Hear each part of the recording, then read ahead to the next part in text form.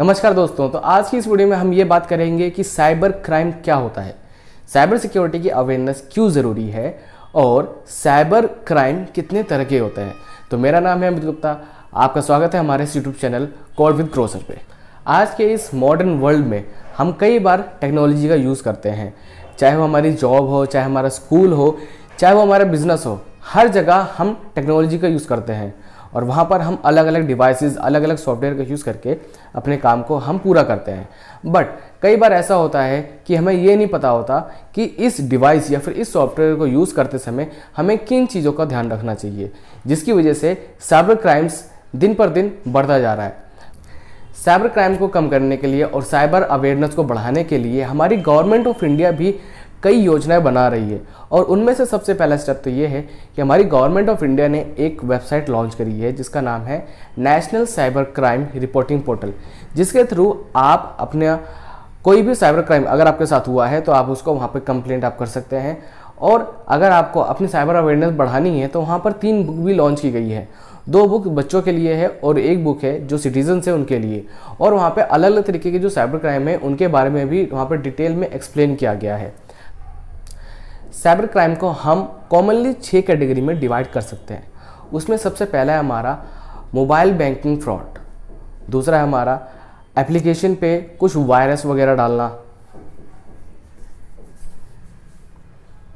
Cyber crime को mainly हम 6 category में डिवाइड कर सकते हैं। उसमें सबसे पहला है हमारा आइडेंटिटी थेफ्ट, सेकंड है हमारा साइकोलॉजिकल ट्रिक्स, थर्ड है हमारा online banking fraud, and fourth social media related frauds, and fifth one is virus attacks on personal computer और स्मार्टफोन, और लास्ट है हमारा अटैक थ्रू एप्लीकेशन। तो इसमें सबसे पहले हम समझते हैं कि आइडेंटिटी थेफ्ट का मतलब क्या होता है। आइडेंटिटी थेफ्ट का मतलब है कि आपकी आइडेंटिटी को चोरी करना। जैसे अगर कोई आपकी फ़ोटो गलत चीज़ों के लिए इस्तेमाल कर रहा है तो हम कह सकते हैं कि वहाँ पर आपकी जो आइडेंटिटी है वो चोरी की गई है, क्योंकि आपकी फ़ोटो का इस्तेमाल करके ही वो वहाँ पर वो उस फ्रॉड को वो अंजाम दे रहा है। या फिर हो सकता है कई बार हम अपना आधार कार्ड, पैन कार्ड किसी और के साथ शेयर कर देते हैं। हो सकता है वो डिजिटल फॉर्म में हो सकता है वो फिजिकल फॉर्म में हो। जैसे कई बार हम जॉब के लिए जाते हैं तो हमसे डॉक्यूमेंट्स मांगे जाते हैं, तो हो सकता है उस डॉक्यूमेंट का गलत तरीके से यूज़ हो। तो ऐसा आपके साथ ना हो, तो इसलिए कभी भी अगर आप अपना आधार कार्ड या फिर पैन कार्ड की फ़ोटोकॉपी किसी को देते हैं तो उस फोटोकॉपी पे आप लिख के दें कि ये जो डॉक्यूमेंट है वो मैं इस चीज़ के लिए मैं दे रहा हूँ। उससे क्या होगा कि आपकी जो डॉक्यूमेंट हैं उनका गलत यूज़ नहीं होगा। और कोशिश ये करें कि आप अपनी जो पर्सनल इन्फॉर्मेशन है या फिर अपने जो डॉक्यूमेंट हैं वो किसी और के साथ शेयर ना करें। अब हम बात करते हैं साइकोलॉजिकल ट्रिक्स। साइकोलॉजिकल ट्रिक्स में आमतौर पे आपके इमोशंस के साथ खेला जाता है। जैसे आपको कोई मैसेज भेजा गया कि आपकी लॉटरी लग गई है, और अगर आपको ये लॉटरी अगर आपको चाहिए, मतलब इस लॉटरी का इनाम आपको चाहिए, तो आपको अपनी जो बैंकिंग डिटेल्स हैं वो हमारे साथ शेयर करनी पड़ेंगी।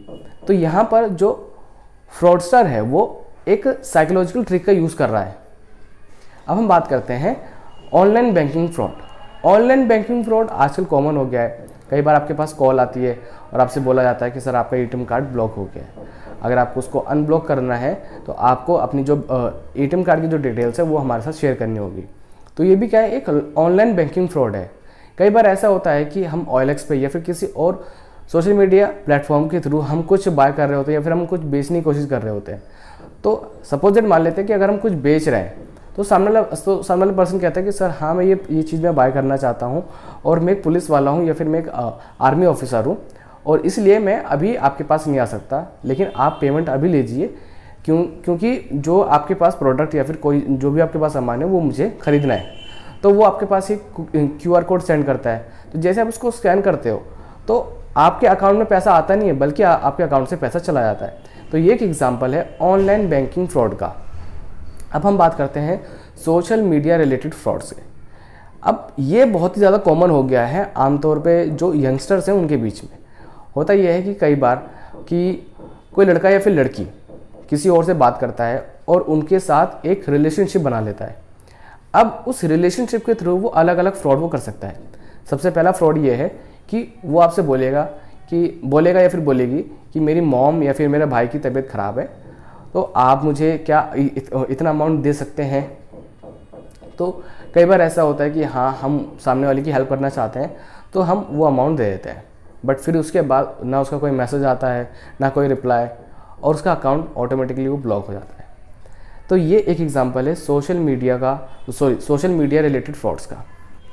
तो इस तरीके के जो फ्रॉड होते हैं उन्हें हम बोलते हैं सिंपैथी फ्रॉड, जहाँ पे सामने वाला पर्सन आपकी जो सिंपैथी है उसको गेन करता है। अब हम नेक्स्ट बात करते हैं वायरस अटैक्स के बारे में।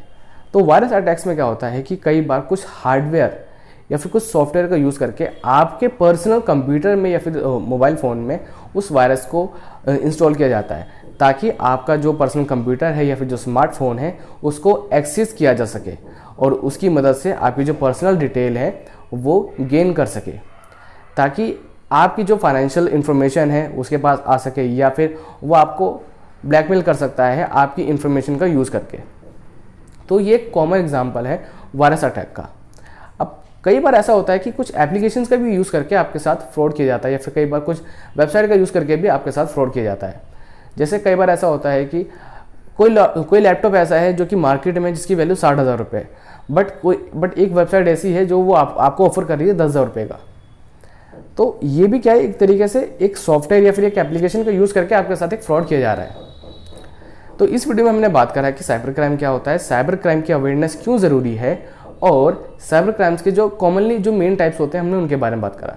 बट नेक्स्ट वीडियो में हम इन्हीं टाइप्स को हम डिटेल में जानेंगे विद स्टोरीज, क्योंकि स्टोरीज के साथ आपको ये सारी चीज़ें और अच्छे से समझ में आएंगी। तो मिलते हैं फिर नेक्स्ट वीडियो में।